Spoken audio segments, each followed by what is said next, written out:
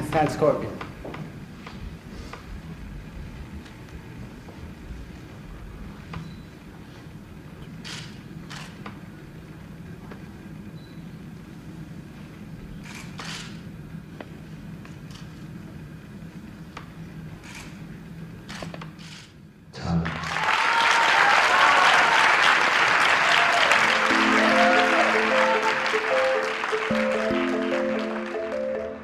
My name is Bhanu Bhatnagar, and I'm in London for the 11th annual competition of the International Yoga Sports Federation, whose goal it is to make yoga an Olympic sport. I've always thought of yoga as part of my Indian heritage. I understand it to be about transformation, personal transformation. But yoga itself seems to be transforming and being appropriated both culturally and financially as it spreads all over the world. Good morning, ladies and gentlemen. Welcome to the 11th International Yoga Asana Championships. Yoga, the way that we're performing it today, is a sport. We have a rule book that we use, so it's really easy from the outside saying, well, where's all the spirituality of yoga? That when you come here, it's almost like a temple. 4 years ago, I was the only guy that competed for Ireland. Wow. I placed first, second, third, fourth by default. Right? But then this year I think it was 8 or 9 guys competing. Defending champion, huh? Yeah. 2013. Yeah. You're gonna hand the crown over this year. No, I'm gonna hold on to that thing. Are you? Actually, yeah. I don't like this spiritual enlightenment, I'm out of my body thing. I think the way there is through here. This is the mechanism. Representing the United States of America, Joseph and Sinia. It involves concentration, it involves balance, it involves strength, it involves flexibility and mental focus. And that's why I think yoga, especially the asana aspect of yoga, can be displayed as a competitive sport. In first place in the new International Men's Yoga Asana Champion, Mr. Zeb Homison. Not about getting up there and competing with other people and beating them. It's demonstrating that total present moment and finding it on stage for a 3-minute routine. Yoga as an Olympic sport represents just one way that yoga is changing in the modern world. Though I appreciate the physical beauty of the postures, I'm still not comfortable with the idea of yoga as a competition. It feels very far from what yoga means to me. So we're here at the yoga place in London. I used to live just down the street from here and used to walk over to practice my yoga about 6 years ago. I have good memories of this studio. Did you hear about the Yoga Sport Championships? No, what's that about? They get up on stage and they perform a series of poses, some of them difficult, some of them not so difficult, and they are judged. That's ridiculous. Well, so Des, I was gonna ask you what your thoughts are. Yoga shouldn't be a sport. Yoga's about a person. It's about them looking within themselves, not being compared to other people. Besides the usual things that you would expect yoga to do, like it grounds me, it centers me, it calms me. It also reminds me that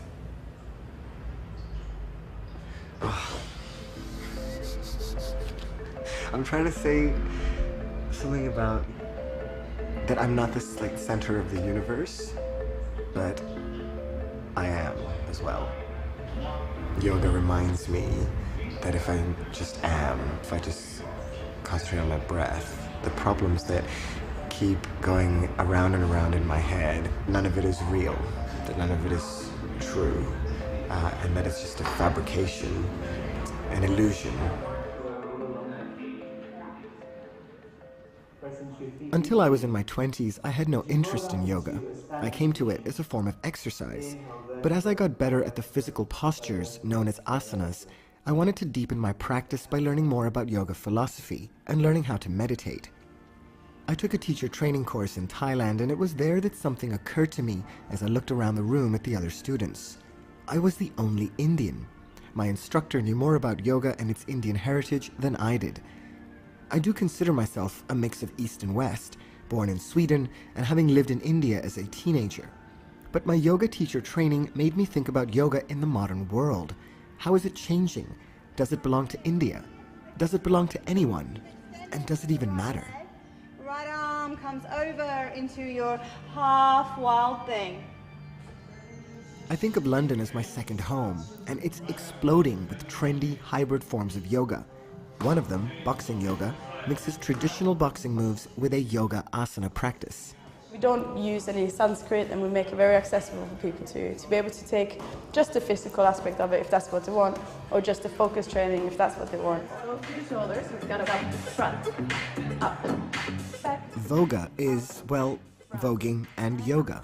Voguing originated back in the 80s on the drag ballroom scene, and I've fused the two together as a homage to voguing. It obviously isn't total yoga, it obviously isn't totally voguing.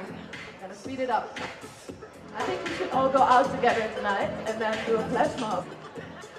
Marcus Veda teaches rocket yoga. Rocket because, in the words of its San Francisco founder, it's yoga that gets you there faster. People are looking into more different forms of mind-body exercise and meditation, and yoga is just coming up and up and up because people realize it's good for the whole of you rather than just one aspect. Thank you for making it happen in the middle of London with everyone staring at you. Respect for carrying on through. I used to be a DJ for 10 years, and then everyone in every club, everybody's a DJ. And now I'm a yoga teacher and everyone's a yoga teacher, and it's the 21st century version of DJing.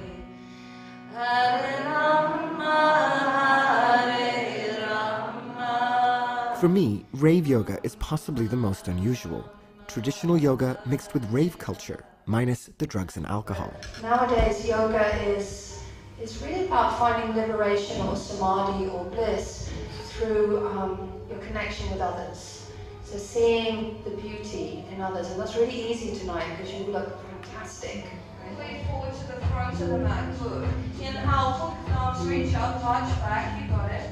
I think what we wanted to achieve with it is that we're building up, so it was very traditional vinyasa yoga, and then we sort of started to kind of get dancey with it, and then at the peak of it, in backbends, when you're feeling really open and energized, bring on the loud music and then everyone goes crazy.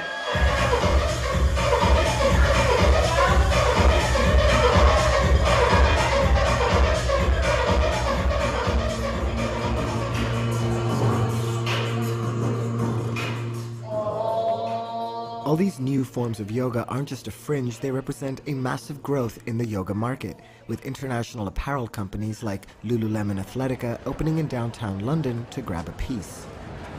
I think, Western mentality is a lot about business and how to promote and sell certain things, right? And that's very different from the Eastern tradition and what yoga was originally meant to be. But even, being in India for a month earlier in the year and speaking to gurus out there, they're very much adapting the Western sense. And in a way, it's kind of a shame, but I think it's how it's shifting and evolving. And it's a matter of if we can maintain the integrity of what it was originally. But what was yoga meant to be originally? And how is it moving away from that? I went to speak with Stuart Gilchrist, who teaches a traditional and physically rigorous form of yoga. Really simple, really straightforward. Lam, lam, lam, ram, ram, yam, ham, om. Yoga is about life. It's not about flexibility or gymnastic prowess. It's about life. It's what we're doing here, sitting still in front of the highway. It's what you're like with your friends and your family. It's what you're like in the restaurant.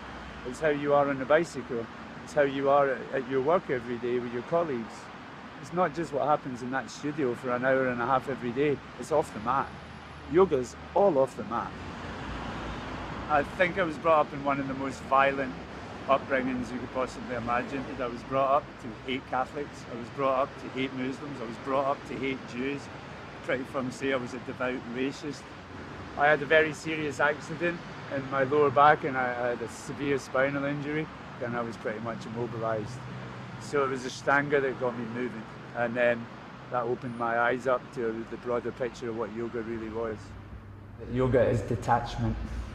And from everything mental and physical, your possessions and your desires, your senses. Everyone's attaching the word yoga to their studios and gyms and what have you. There's all kinds of hybrid yoga coming out, boxing yoga, cycling yoga, naked yoga, all kinds of stuff. What's your opinions on what's happening?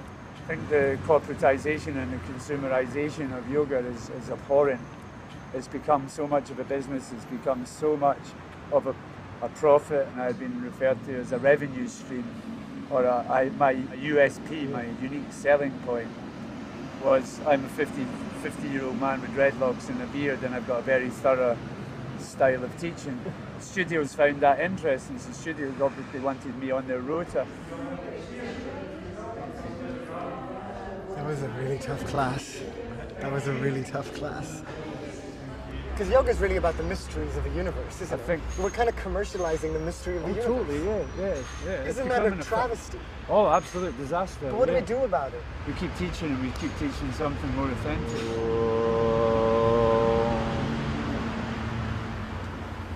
I'm headed to the US, where yoga was first popularized in the West. It's one of the biggest yoga markets in the world. It's mainstream, fashionable, cool, glossy. It's, well, American. Hey, I'm Sarah Stiles, and I'm all about working hard and playing harder. I apply the same philosophy to doing yoga, staying toned, and looking good. I believe in making my own rules and injecting fun into everything I do. Tara Stiles is symbolic of the modern transformation of yoga in America. She's created her own form of yoga, Strala, and has marketing campaigns with the W Hotel and Reebok. Join me as we forget about being zen and start getting fabulous.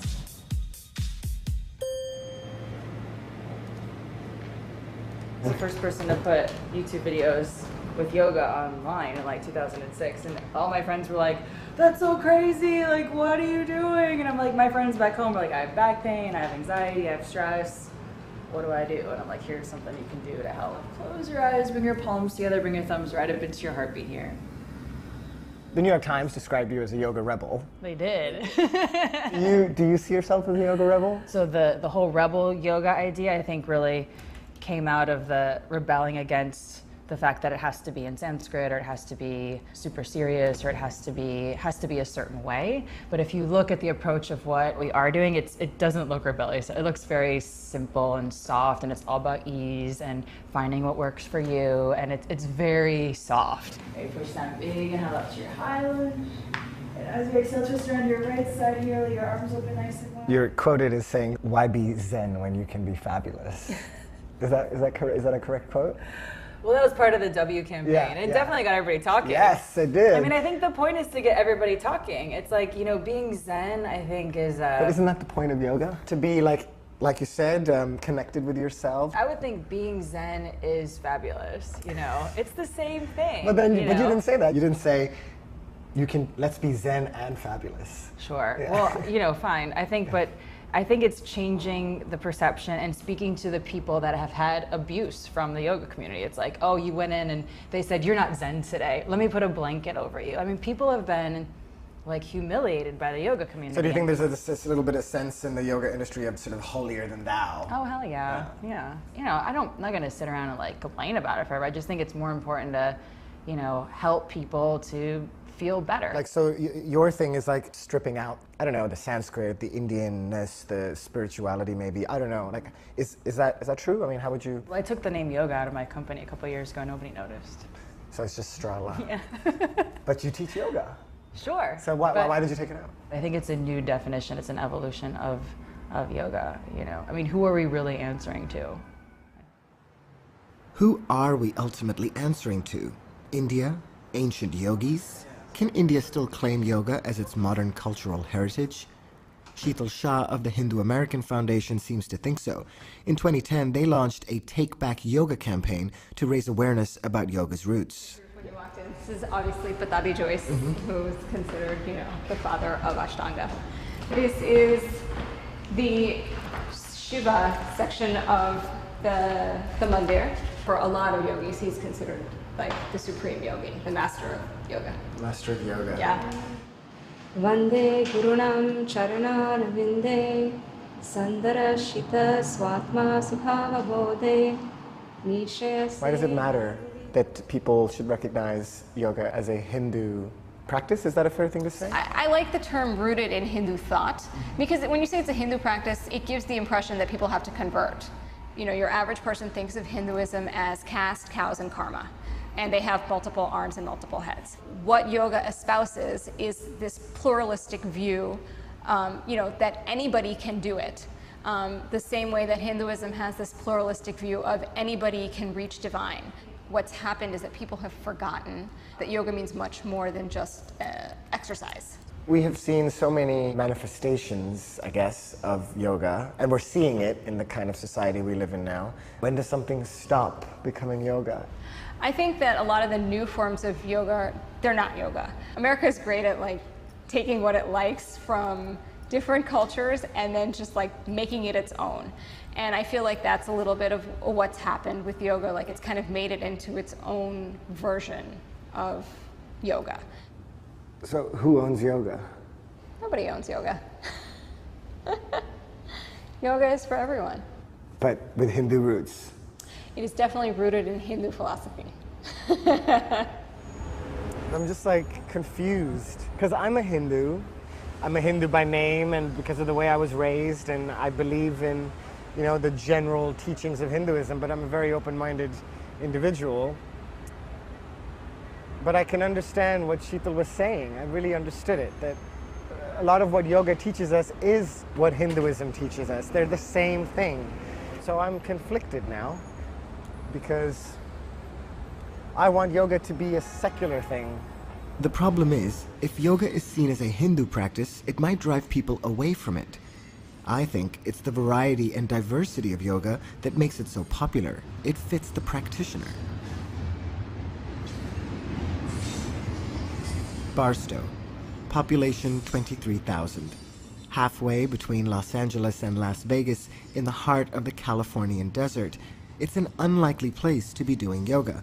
But I'm not here to do just any yoga. I'm meeting the ladies of Praise Moves, a Christian alternative to yoga. And this is the very church my husband and I got married in. He never thinking he would be a pastor, you know. Yeah. I went to a yoga class in Kansas. Okay. And you know, I couldn't do any of the moves. You know what I mean? Yeah. It's such a workout. It is hard, yeah. I came and I asked my husband, I don't want to offend you in any Yeah, way, yeah, yeah. you know, but I said, Dave, can I do a yoga class in Barstow? I know they have them. Can I do it? And he said, wait a minute. It all stems from a religious philosophy, you know, Hinduism, you know, which we're not, Yeah. and we respect you guys, but Sure. we're just not Yeah, Hindus, absolutely, you know? yeah. And so he got on the internet and he found this Lorette Willis Praise Moves, where you do similar positions, but we quote scripture. Your body is the temple of the Holy Spirit who is in you, whom you have received from God. You are not your own. You are bought at a price. Therefore, honor God with your body. 1 Corinthians 6:19. And that's why we're thrilled to death. We have Praise Moves because we can take care of our bodies and learn scripture and get it in our mind. Bhanu's going to join our class today, so that's really exciting. It's definitely for men too. Super. Okay, we're going to start with Mount Zion posture. And let's roll our shoulders, okay, because we've been sitting for a while, huh? Let's try some movements of the arms too while we're here. Just get in. Nice movements, back and forth. Then we're going to come forward, reaching down, kind of like a windmill. Good. And it's good if we could all go the same way. The effective fervent prayer. The effective fervent prayer of a righteous man. of a righteous man Avails much. avails much. James 5:16. James 5:16. I'm doing yoga poses while reciting biblical scripture. I don't have any problem with the exercise, but I find the whole situation rather odd. It looks and feels like yoga, but is it? Job 33:4. Job 33:4. We're certainly aware that it looks like yoga, you know. That's totally fine if people say that. But we believe yoga is a spiritual practice. And we're not doing that. Dear Lord, thank you. Dear Lord, I thank you. We can all pray too. We just thank you, Lord. That's really all we have to say. You're an awesome God, and we appreciate you giving us your word so we can move our bodies and stay healthy. The debate over whether yoga is religious isn't just limited to the walls of churches and temples in America. It's found its way into the courtrooms, too.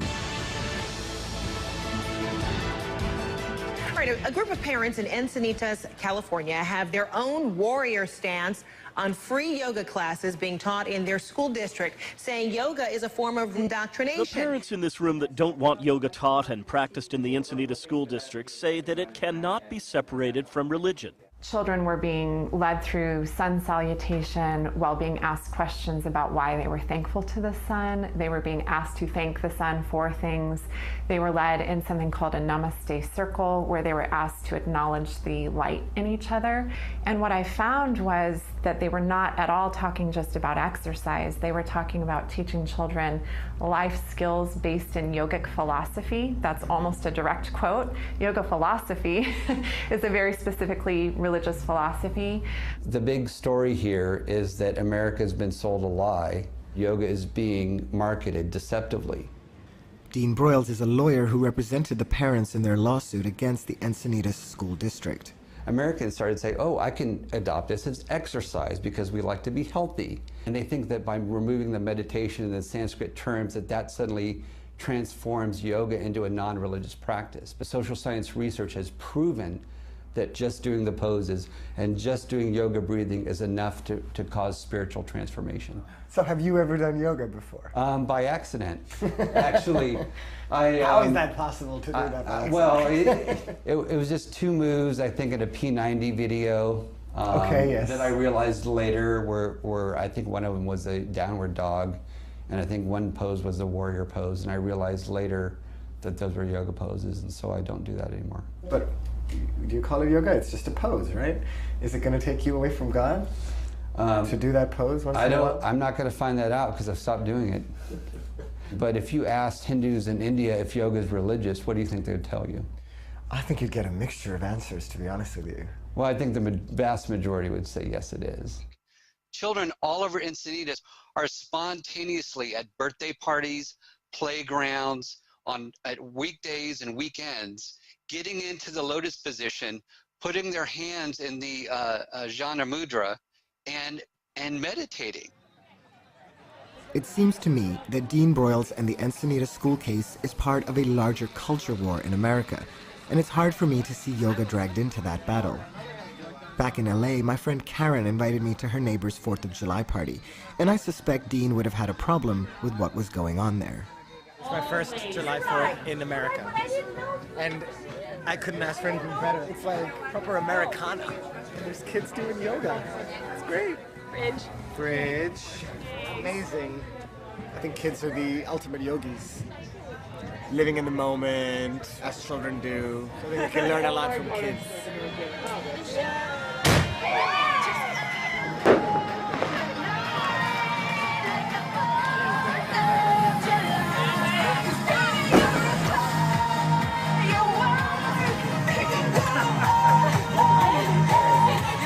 I love it.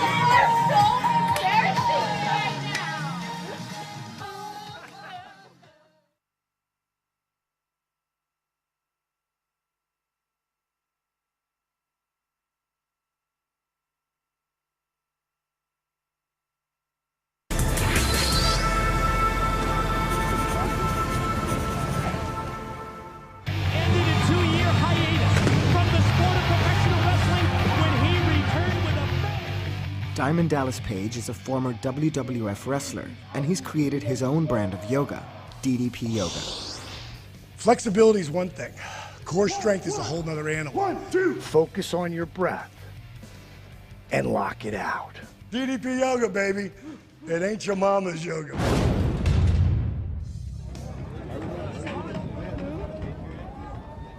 I wonder how flexible he is. How are you, man? Good to meet you, finally. Very good to meet you. What's your first name? Bhanu. Bhanu? Yes. Like Bhanu, but Bhanu. Yes, exactly. How are you? I'm a guy who wouldn't be caught dead doing yoga. The first 42 years of my life, with the guys that I was brought up with. And yeah. What was it seen as, like, pansy or kind of? Yeah, that and feminine. And it's so far from the truth, but I wasn't going to do it. until I blew my back out. I just signed a multi-million-dollar 3-year deal. Wow. So I'll try anything at that point. So then I started to figure out, okay, well, let me see. If I flex here and I pull here, I just start pulling, just like I'm engaging, just like I'm curling. Look at my heart rate right now. 115, 116, just pulling. But I'm also flexing my quads, flexing my glutes. I'm gonna pull you in, help you feel better, and then you're gonna wanna do more. And then you're gonna get excited. What's up, bro? Hey, there we go. Bang! That's what DDP Yoga is. At any level, anyone can do this. And I take all the spiritual stuff out of it. I call spiritual mumbo jumbo. Not that there's anything wrong with that. It just, it doesn't just not work. for you. Doesn't work with my people. Inhale. Touchdown. I developed this for guys originally. Exhale. We're gonna level for 5, 4, can't hear you. 3, 2, 1, and hold. Take it up. Count it back. 5, 4, 3, 2, 1, fold it. All the yogis are over there all doing all their different kind of yoga. Cool. Few of them are gonna come over here though. You know, because they're gonna love the energy of that, like I would. If I saw someone doing what I was doing, I'd come over here. Because obviously I want to be a part of that. Make some noise. Attention. At ease. I made a lot of money in professional wrestling, really towards the end of my career. I didn't make any in the beginning for years. But DDP Yoga has already doubled everything I made there. I'm not trying to change yoga in any way. I'm trying to change the way people look at the word yoga. That's it. It ain't your mama's yoga. It ain't. One thing is for sure. The opportunity for money in yoga is changing the way people think about yoga, and maybe even the way they're practicing it. According to a recent Yoga Journal study, there are 20 million yoga practitioners in America, and over 40% of adults say they want to practice. At a Yoga Journal conference in San Diego, business is booming. Whoa, cool. What's this? It's to simulate paddleboard on the water, right? But we just do it indoors. Oh, how interesting. I am attracted to growth industries. That's where you're going to expand and you're going to make some money. Yoga is obviously one of those. It has become huge. Remember, when you can't go outdo, you got to go indo. This appears to be a booth where I can get my picture taken and put on the cover of Yoga Journal. It's kind of cool. And when I came here, I was like, whoa, there's a lot of people. It's just a little bit, too much. But now I'm like a kid in a candy store. I'm totally falling for it, you know? All these like products and, yoga paraphernalia, spiritual materialism. It's saffron, and we donate, for every mat sold, we donate. There's people that are, they're not in this necessarily to make money. They're trying to spread the joy of yoga. But at the same time, for us to exist, we have to be a business. As more and more people capitalize on the growth of yoga, that means being competitive in the business world. One area hotly contested today is intellectual property ownership. In the yoga world, the battle over intellectual property started in 2002 when Bikram Chaudhry tried to copyright his sequence of 26 poses in a heated room. Bikram is arguably one of the most influential and controversial names in yoga today, with over 900 affiliated studios around the world.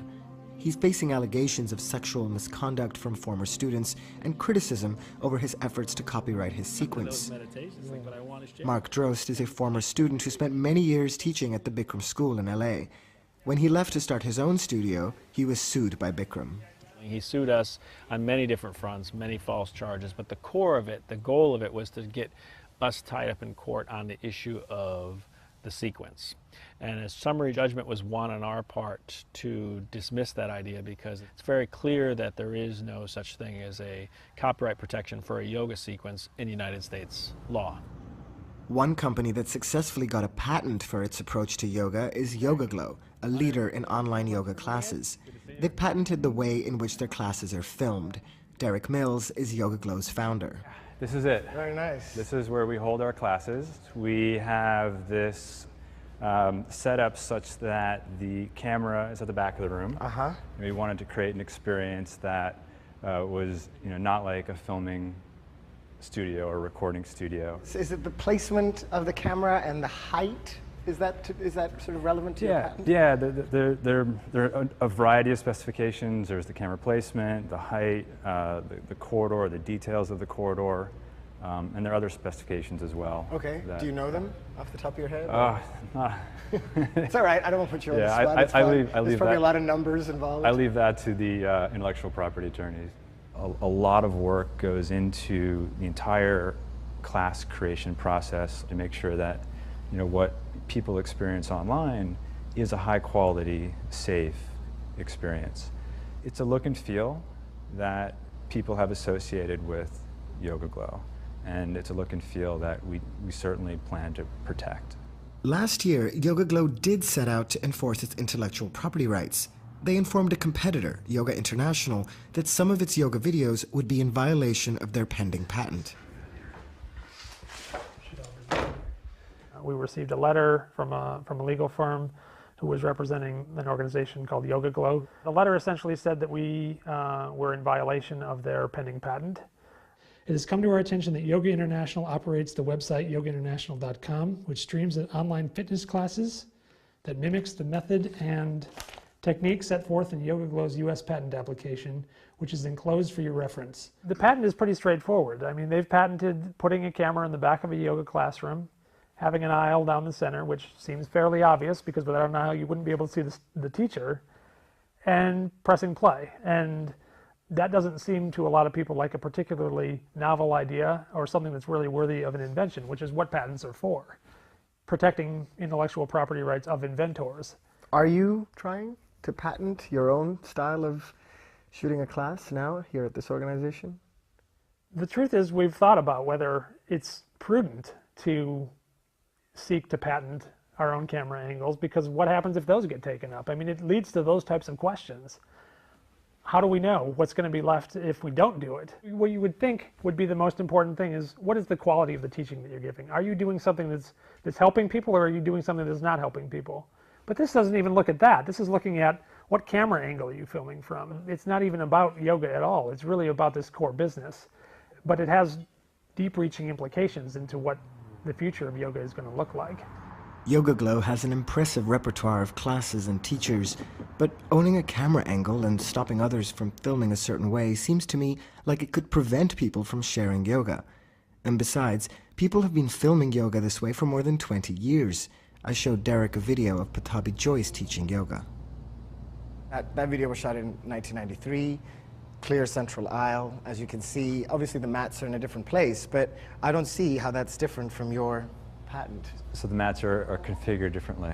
Well, they are configured differently, but so basically what you're telling me is the difference is the configuration of your mats? Correct. With the mats facing, forward and, in parallel to the corridor, you are transformed, you're taken into the studio with real students. There may be other differences relative to But you can understand people saying, how is that an invention? Can you understand how people would ask that question? I would encourage you to go look at the specifications of the patent, because there are a variety of them. A few weeks after filming this interview, Derek published a blog post saying that Yoga Glow has forfeited its patent. However, he says they will continue to protect the look and feel of their online classes, which to me sounds like just another approach to owning yoga. Not everyone who's contributed to the evolution of yoga feels they need to protect it. Brazilian-born Dharmamitra is a respected yoga teacher in New York City. He's been practicing yoga postures for decades and has even created some of his own, offering them as a gift to the world. It's a pleasure to meet you. I'm busy doing my handstand practice. So my coins are one for you.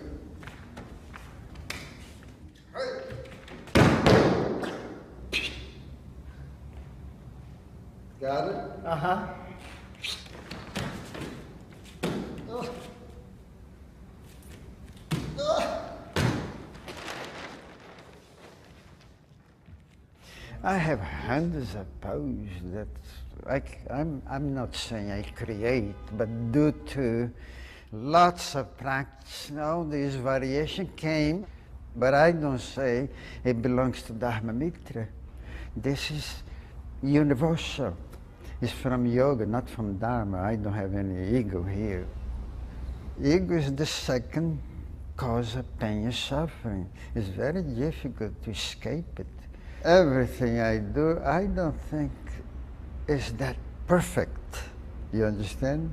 I think here in this physical plane, it's impossible to do something perfectly. But of course, deep inside you have your good intention to do it perfectly and do your best. So that's the main thing. I don't care about the results. Now, hold on. Firmly.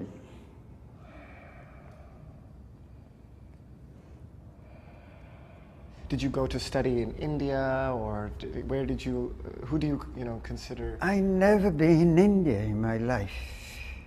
What's the point? I love one day to see all these holy places, but there is a point in yoga when you find something inside. The India is inside you. What are the lion? You're the lion. 1, 2, and... I was heading to India, to the roots of yoga. Before going, I spent an afternoon with Sharon Gannon and David Life at their home in upstate New York. We're looking for a cat totem, so we've been told. There. If you do yoga, you've most likely heard of them. They're the founders of Jiva Mukti, a widely practiced yoga method. Loka samasta sukhino bhavantu means may all beings, each and every one, everywhere, be happy and free.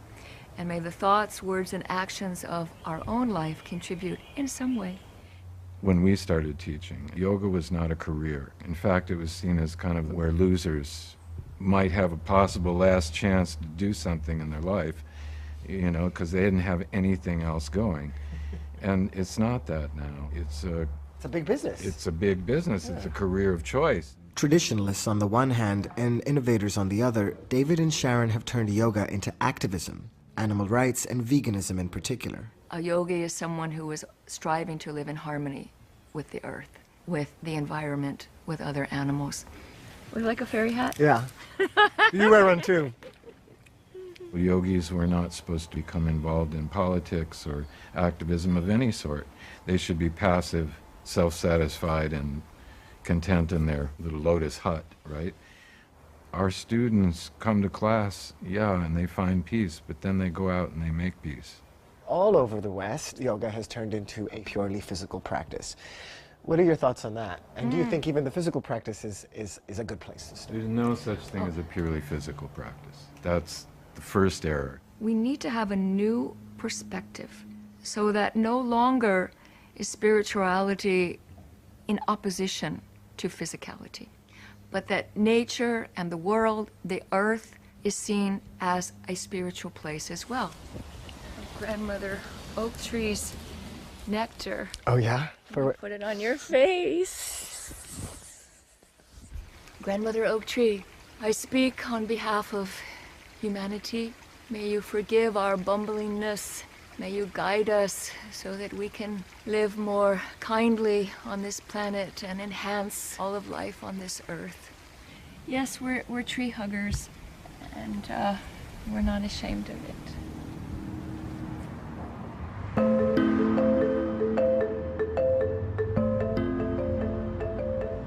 For many in the yoga community, India isn't just a country.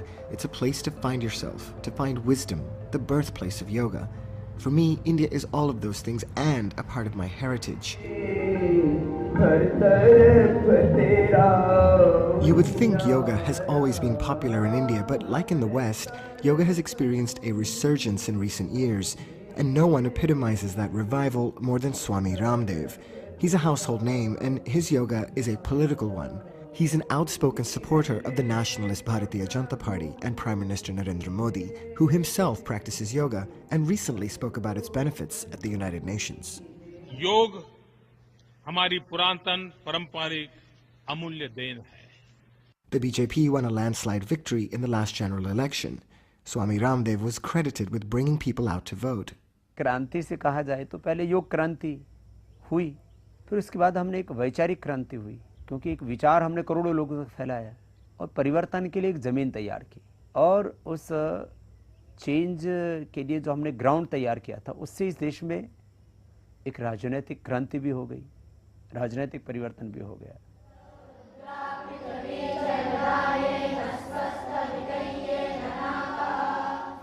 But yoga is facing the same political battles in India as in America. The Supreme Court in India is now considering whether yoga is secular and should be taught in schools. Swami Ramdev thinks it should. योग से हानि क्या है? योग से हानि कोई भी नहीं है, और योग से किसी का मजहब नहीं बदलता। तो योग 100% सेक्युलर है, और इस सेक्युलर प्रैक्टिस को करने में आपत्ति क्या है? The battle isn't only over the secular nature of yoga, it's also about national heritage. In response to US copyright claims, the Indian government has taken steps to create a traditional knowledge database of yoga poses to prevent anyone from trying to own yoga. Yoga के ऊपर किसी का copyright नहीं हो सकता। ये किसी की बपौती नहीं है, किसी की जागीर नहीं है, तो ऋषियों का है, और ये सबके कल्याण के लिए है। योग में किसी भी प्रकार से पेटेंट का प्रोसेस, योग में किसी भी तरह की रॉयल्टी, स्वामित्व, उसको अपना कहना, ये अज्ञानता है, ये धूर्तता है, ये नीचता है, और ये अमानवीयता है, और ये योग के सिद्धांतों के खिलाफ है। Swami Ramdev has shown that yoga can bring about political change, but I'm concerned that politics can change yoga too, and that using yoga in politics could be just another way that people try to own it. I've come to southern India to meet Sadhguru Jaggi Vasudev, who describes himself as a mystic and yogi and has followers around the world. Yoga Yoga Yogeshwaraya. I'm drawn to Sadhguru. He appeals to the young and urban middle classes of India. He speaks their language. He speaks to me. During the festival of Guru Purnima, Sadhguru unveils a new statue of Shiva, also known as the Adi Yogi, the first ever yogi. The whole system of Hatha Yoga is just this, to bring your system to a certain level of symmetry, where it is a certain geometric perfection to you that if you sit or stand here, everything is at ease.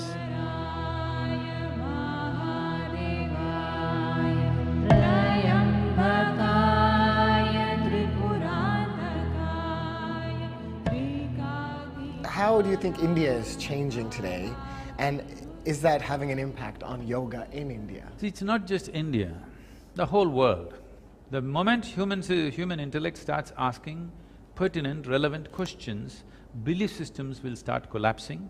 They will look for something more sensible, more scientific, which appeals to their logic, and above all, something that works.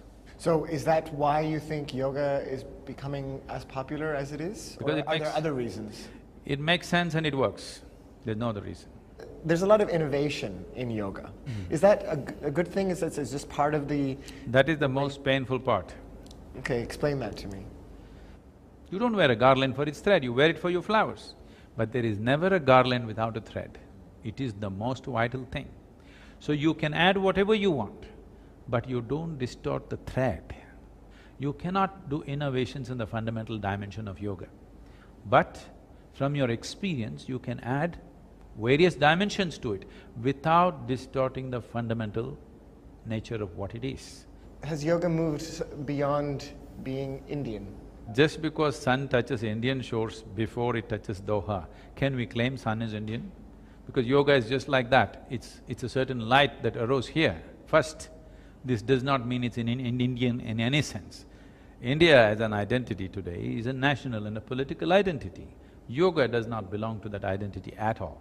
It is the sickness of modern societies today, that if I discover something in nature, I must own it, intellectual property.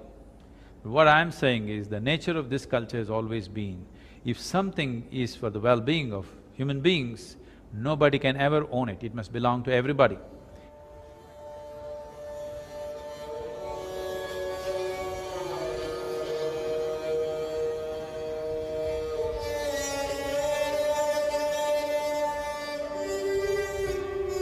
I agree with Sadhguru. Yoga should belong to everyone.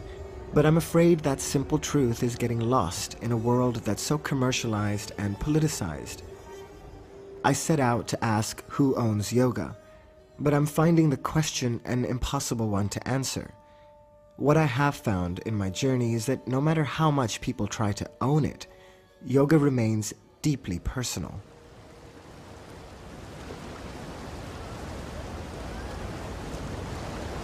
Yoga is all about intention. It doesn't matter whether you can stand on your head or you can do a handstand or something like that.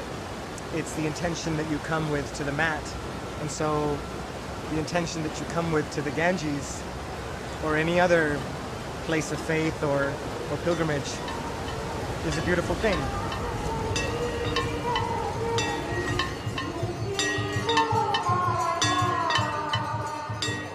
Before heading back home, I went to meet an old high school friend of mine who's now living in Delhi. Amit and I both practice yoga, but we've had very different journeys.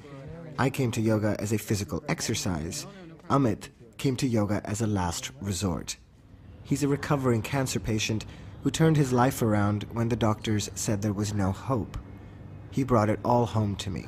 Yoga, meditation was such a key part of getting me mentally to the right place, to not only fight the disease, but to accept it, and then one step further to embrace it.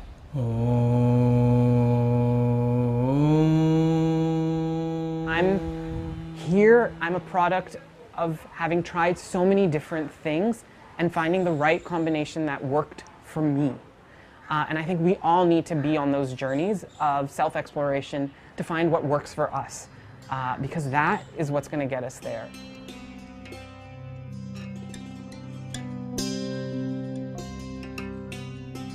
I'm back in Doha, back to my life, working in a fast-paced newsroom and teaching yoga. I've come to realize that there are as many yogas in the world as there are people. When I see the diversity of yoga today and all the fascinating people I've spoken to, even those I disagree with, I can't help but feel proud that this ancient Indian science of the soul is relevant and applicable even now, no matter where I am in the world. I think by virtue of connecting your breath with your body, I think is a profoundly powerful activity. It sounds so simple, but I do try and live my life or see the world through yogic eyes.